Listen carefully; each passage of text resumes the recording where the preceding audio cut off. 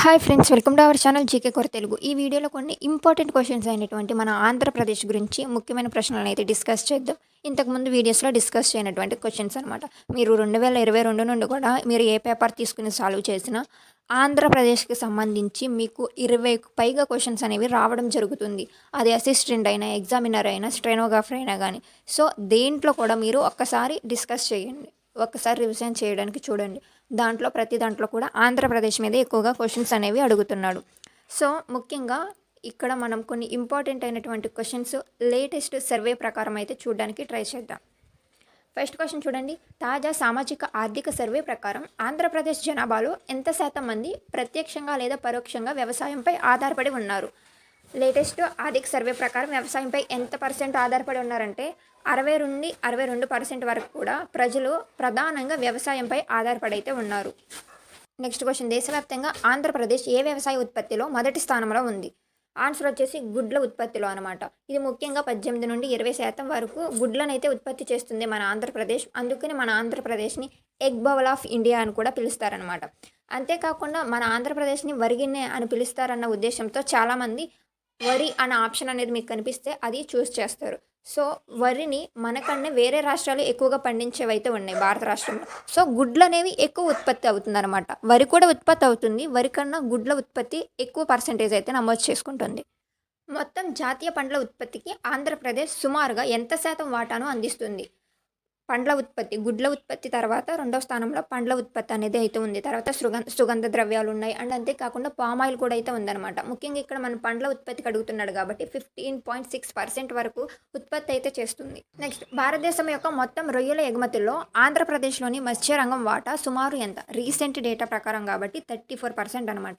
సుమారు మనం 34% వరకు రొయ్యలను మన భారతదేశంలో ఉత్పత్తి చేస్తాం ఆంధ్రప్రదేశ్ అనేది. అంతేకాకుండా ఈ రొయ్యలను విదేశాలకు కూడా ఎక్స్పోర్ట్ చేయడం అనేది అయితే జరుగుతుంది.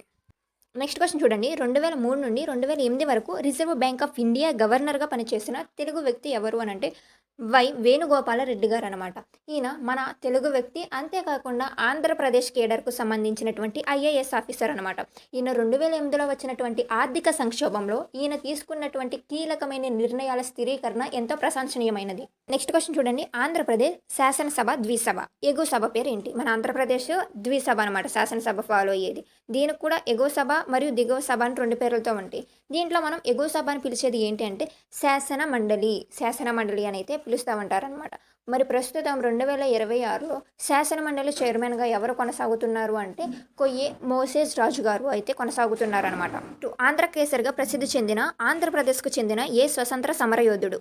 ఆన్సర్ వచ్చేసి టంగుటూరి ప్రకాశం పంతులు గారు అనమాట. ఈయన ఆంధ్ర కేసరి అని అయితే పిలుస్తారు.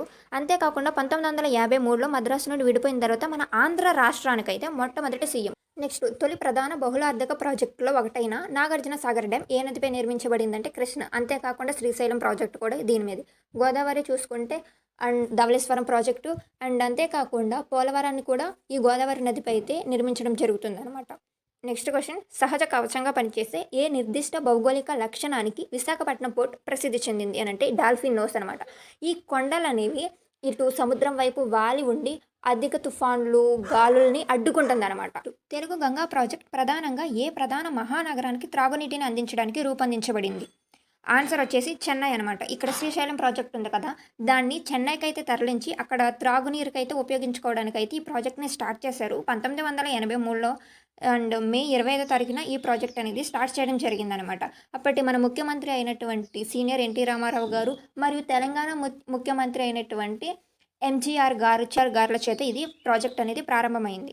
ఆంధ్రప్రదేశ్లో ఉన్న మరియు ఎన్టీపీసీచే నిర్వహించబడుచున్న ప్రధాన బొగ్గు ఆధారిత విద్యుత్ ప్రాజెక్ట్ అయినటువంటి థర్మల్ పవర్ స్టేషన్ ఏది అంటే Simhadri super thermal power station అనమాట. ఇది ఎన్టీపీసీచే అయితే నిర్వహించబడుతుంది. ఇది ప్రధానంగా విశాఖపట్నం సైడ్ అయితే ఉంటుందన్నమాట. నెక్స్ట్, ఆంధ్రప్రదేశ్లోని ఏ ప్రసిద్ధ కాఫీ రకానికి జియోగ్రఫికల్ ఇండికేషన్ జియో ట్యాగ్ అనేది మంజూరు చేయబడిందంటే అరకు వ్యాలీ అరాబికాకి అయితే మంజూరు చేయబడింది. Next question. ప్రకాశవంతమైన రంగులు మరియు సాంప్రదాయ కళకు ప్రసిద్ధి చెందిన కొండపల్లి బొమ్మలు ఆంధ్రప్రదేశ్లోని ఏ జిల్లాకు చెందినవి? ఆన్సర్ వచ్చేసి రీసెంట్గా జరిగినటువంటి జిల్లా విభజన ప్రకారం ఎన్టీఆర్ జిల్లా పరిధిలోకి అయితే వస్తాయి అన్నమాట. పూర్వం కృష్ణా జిల్లా పరిధిలో అయితే ఉండేవి, ఇప్పుడు ఎన్టీఆర్ జిల్లా పరిధిలోకి వస్తున్నాయి కొండపల్లి బొమ్మలు. దీన్ని ఏ చెక్కతో చేస్తారని లాస్ట్ ఇయర్ అడిగాడు. పోనికి చెక్క, తెల్ల పోనికి చెక్కతో అయితే ఈ బొమ్మలను చేస్తారు. నెక్స్ట్ క్వశ్చన్ ఉప్పాడ జమదాని అని పిలువబడే సాంప్రదాయ చేతితో నేసిన చీర ఏ ప్రాంతం నుండి వచ్చింది అంటే కాకినాడ. ఇంతకుముందు తూర్పుగోదావరి జిల్లా విభజన తర్వాత కాకినాడ పరిధిలోకి అయితే రావడం అనేది జరిగిందనమాట. నెక్స్ట్ ఘాటైన సువాసన మరియు తీవ్రమైన రుచికి ప్రసిద్ధి చెందిన జియో ట్యాగ్ ఉన్న ఆంధ్రప్రదేశ్ మసాలా దినుసులు ఏవి అంటే గుంటూరు సన్న మిరప. దీన్ని S4 అని కూడా పిలుస్తారనమాట. మందపాటి చర్మంతో చాలా ఘాటుగా అయితే ఉంటాయన్నమాట ఈ మిరపకాయలు. నెక్స్ట్ క్రింది శాస్త్రీయ నృత్య రూపాల్లో ఏది ఆంధ్రప్రదేశ్లో ఉద్భవించి మరియు భారతదేశంలోని 8 ప్రధాన శాస్త్రీయ నృత్యాల్లో ఒకటిగా గుర్తించబడింది. ఆన్సర్ వచ్చేసి కూచిపూడి అనమాట. సంగీత వాయిద్యాలు మరియు నాటకీయ కథనాలను ఉపయోగించి ఆంధ్రప్రదేశ్ యొక్క ఏ సాంప్రదాయ కళ? ఆన్సర్ బుర్ర కథ అనమాట. ప్రసిద్ధ లేపాక్షి ఆలయం ఏ విశిష్టమైన నిర్మాణ లక్షణానికి ప్రత్యేకంగా ప్రసిద్ధి చెందింది అని అంటే వేలాడే స్తంభాలు. సుమారు 70 స్తంభాల వరకు అయితే నేలను తాకకుండా కొంచెం గాలిలోనే తేలియాడుతూ ఉంటుంది. అంతేకాకుండా ఏకశిల నంది కూడా అనేది అయితే అక్కడ ఉండడం అనేది జరిగిందనమాట. ఇస్తే రెండు ఆప్షన్స్ని వేరే ఆప్షన్లో ఏబి అని కూడా ఇవ్వచ్చు. లేదు అని అంటే ఏదైనా ఒకటే ఇవ్వడానికి అయితే ఛాన్స్ ఉంటుంది. హిందూ చంద్రమాన క్యాలెండర్ ప్రకారం ఆంధ్రప్రదేశ్లో నూతన సంవత్సరంగా జరుపుకునే ప్రసిద్ధి పండుగ ఏది అంటే ఉగాది. నెక్స్ట్ అందుబాటులో ఉన్న తాజా ఆర్థిక సర్వే ప్రకారం ప్రస్తుత ధరల ప్రకారం ఆంధ్రప్రదేశ్ యొక్క అంచనా స్థూల రాష్ట్ర దేశీయోత్పత్తి GSDP ఎంత అంటే 16.06 లక్షల కోట్లు అనమాట. లాస్ట్ దాంతో కంపేర్ చేస్తే సుమారు 12.94% అనేది ఈ GSDP అనేది అయితే ఇంక్రీజ్ అయ్యింది. బట్ ఇంత ఇంక్రీజ్ అయినా కానీ మనకున్న అప్పులు చాలా కదా, దానివల్ల అనమాట అభివృద్ధిని సాధించడానికి ఇంకా మనకి ధనం అంటే మనకి నిధులు అనేవి అవసరమై ఉందన్నమాట. రాష్ట్రం అసలే ఇప్పటికే అప్పుల్లో కూరుకుపోయింది. అభివృద్ధి సాధించినా కానీ దీని యొక్క ప్రగతి అనేది మనకి పైకి కనిపించట్లా. ఆంధ్రప్రదేశ్ ఆర్థిక వ్యవస్థ యొక్క స్థూల విలువ జోడింపు జీవీఏకు ఏ రంగం అత్యధికంగా దోహదపడుతుంది? రీసెంట్ డేటా ప్రకారం సేవలు అనమాట. సర్వీస్ సెక్టర్ నుండి ఎక్కువ స్థూల ఆదాయం అనేది భారతదేశానికి మన ఆంధ్రప్రదేశ్ నుండి అందుతుంది. సర్వీస్ సెక్టర్ నుండి. ఉద్యోగావకాశాలు ఏ సెక్టర్లో ఎక్కువగా ఉన్నాయని మాట్లాడుకున్నాం? వ్యవసాయ రంగంలో. సేవల్లో మనకి ఉద్యోగ అవకాశాలు తక్కువ ఉన్నా ఈ జీడిపి అనేది ఎక్కువ అందడానికి అయితే ఛాన్స్ ఉంటుంది. కేవలం మన ఆంధ్రప్రదేశ్లోనే కాదు, భారతదేశం అందంతటా కూడా ఈ సర్వీస్ సెక్టర్ నుండే ఎక్కువ జీడిపి అనేది భారతదేశానికి అందుతుంది.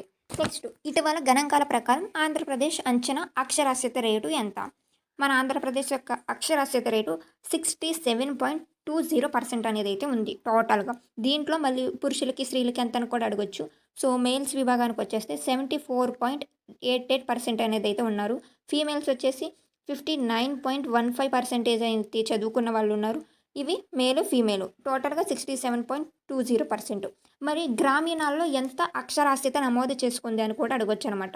గ్రామీణాల్లో NSO రిలీజ్ చేసినటువంటి రిపోర్ట్ ఆధారంగా 67.5% అనేది అయితే గ్రామాల్లో చదువుకున్న వాళ్ళ సంఖ్య ఇంతగా నమోదయ్యింది. రాష్ట్రంలో ఆంధ్రప్రదేశ్ సరిహద్దులో ఉత్పత్తి చేయబడిన వస్తువులు మరియు సేవల మొత్తం విలువను ఏ ఆర్థిక పరామితి కొలుస్తుంది అని అంటే GSDP. మనకు తెలిసిందే.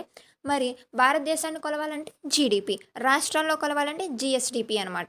అండ్ అంతేకాకుండా GNP, NNP, HDA వీటన్నిటి విషయాలను కూడా మనం వీటి యొక్క మీనింగు, అర్థాలు, వీటికి సంబంధించినటువంటి ఫార్ములాస్ని కూడా మనం ఎకనామిక్ క్లాసెస్లో అయితే చదివాం. ఫార్ములాస్ అనేవి చాలా ఇంపార్టెంట్ వీటికి సంబంధించి. అండ్ ఎంత పర్సెంట్ వృద్ధి నమోదు చేసుకుంది, లాస్ట్ ఇయర్తో కంపేర్ చేస్తే ఎంత పర్సెంట్ డిఫరెన్స్ ఉంది, పెరిగిందా తగ్గిందా అన్నది కూడా మనకి ఇంపార్టెంట్. ఆల్రెడీ ఆ వీడియోస్ అనేవి ఇండియన్ ఎకనామీలో మనకి ప్లేలిస్ట్లో అవైలబుల్గా ఉంది. ఇంకెవరైనా చూడకపోతే ఒకసారి ఆ డేటా ఎనాలిసిస్నైనా లేదా గూగుల్లో సెర్చ్ చేసైనా కానీ డిఫరెన్స్ అనేది అట్లీస్ట్ పాయింట్కి ముందన్నటువంటి నెంబర్ నేను గుర్తుపెట్టుకోవడానికి ట్రై చేయండి. రీసెంట్గా ఇండియా మీద నుండి అడిగేటువంటి ఎకనామిక్లో ఆ క్వశ్చన్స్ రావడానికి ఛాన్స్ అనేది అయితే ఉంటుంది. రాయలసీమ మరియు ఆంధ్రప్రదేశ్లోని ఇతర ప్రాంతాల్లో ప్రధానంగా కనిపించే ఎర్రమట్టికి దానికి ఎరుపు రంగు సమ్మేళనం ఎక్కడి నుండి వస్తుందంటే అది ఎరుపు రంగులో ఎందుకు ఉంటుంది ఎర్రమట్టి అంటే ఐరన్ ఆక్సైడ్ వల్ల. మన ఆంధ్రప్రదేశ్లో ఎర్ర నేలలే ఎక్కువ, తర్వాత నల్ల నేలలు అనేవి ఎక్కువగా ఉన్నాయి. నెక్స్ట్ ఆంధ్రప్రదేశ్ లేదా దాని సమీపంలోని తూర్పు కనుమలు అంటే మన తూర్పు కనుమలను ఇటు పశ్చిమ కనుమలను కలిపేటువంటి ప్రసిద్ధ పర్వత శ్రేణి ఏది? రెండు కనుమలను కలిపేటువంటి శ్రేణి నీలగిరి పర్వతాలన్నమాట. దీంట్లో అత్యంత ఎత్తైన శిఖరం ఏంటి? దొడబెడ్డ. క్రింది వాటిలో ఏ వ్యాధి ప్రోటోజోవా వలన కలుగుతుంది మరియు ఆంధ్రప్రదేశ్లోని కొన్ని అటవీ మరియు గిరిజన ప్రాంతాల్లో ప్రబలంగా ఉంది? ఒక వ్యాధి ప్రోటోజోవా వల్ల కలుగుతుందంట. అది మన ఆంధ్రప్రదేశ్లో ఉన్నటువంటి అడవి మరియు గిరిజన ప్రాంతాల్లో ఎక్కువగా ఈ వ్యాధి సోకుతుందంట. ఆ వ్యాధి ఏంటి అని అంటే ఆన్సర్ వచ్చేసి మలేరియా అనమాట. ఆంధ్రప్రదేశ్ మరియు తమిళనాడు సరిహద్దులో ఉన్నటువంటి పులికాట్ సరస్సు ఏ రకమైన నీటి వనరుగా ప్రసిద్ధి చెందిందంటే లాగున్ అనమాట. ఉప్పునీటి సరస్సు అని మనకు తెలుసు. భారతదేశంలో 2వ అతిపెద్ద ఉప్పునీటి సరస్సు. దీన్ని లాగున్ అనేది పిలుస్తారు తెలుగులో. ఆ పేరు గుర్తుపెట్టుకోండి.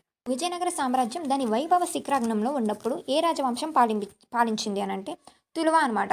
ముఖ్యంగా సంగమ, తర్వాత సాలువ, తులువ, అరవీడు అనేటువంటి 4 రకాల వంశీకులైతే విజయనగర సామ్రాజ్యాన్ని పరిపాలించారు. ఇక్కడ తులువ అనేటువంటి రాజవంశం విజయనగర సామ్రాజ్యాన్ని పరిపాలించినప్పుడు దాని యొక్క వైభవం అనేది శిఖరాగ్ర స్థానంలో ఉందన్నమాట. శ్రీ కృష్ణదేవరాయలు ఉన్నారు కదా! ఆయన తులువ వంశానికి చెందినటువంటి రాజు అనమాట. నెక్స్ట్, యోగి వేమన పద్యాలను ఆంగ్లంలోకి అనువాదించిన ఏ బ్రిటిష్ ఈస్ట్ ఇండియా కంపెనీ అధికారి ప్రసిద్ధి చెందారు అని అంటే ఆన్సర్ వచ్చేసి Charles Philip Brown. CP Brown అని కూడా అంటారు. పూర్తి పేరు అయితే చార్లెస్ ఫిలిప్ బ్రౌన్ అనమాట. చారిత్రాత్మక బొబ్బిలి యుద్ధం ఏ సంవత్సరంలో జరిగింది? 1757. ఆంధ్రప్రదేశ్ యొక్క హిస్టరీలో చాలా ఇంపార్టెంట్ ఈ బొబ్బిలి యుద్ధం గురించి.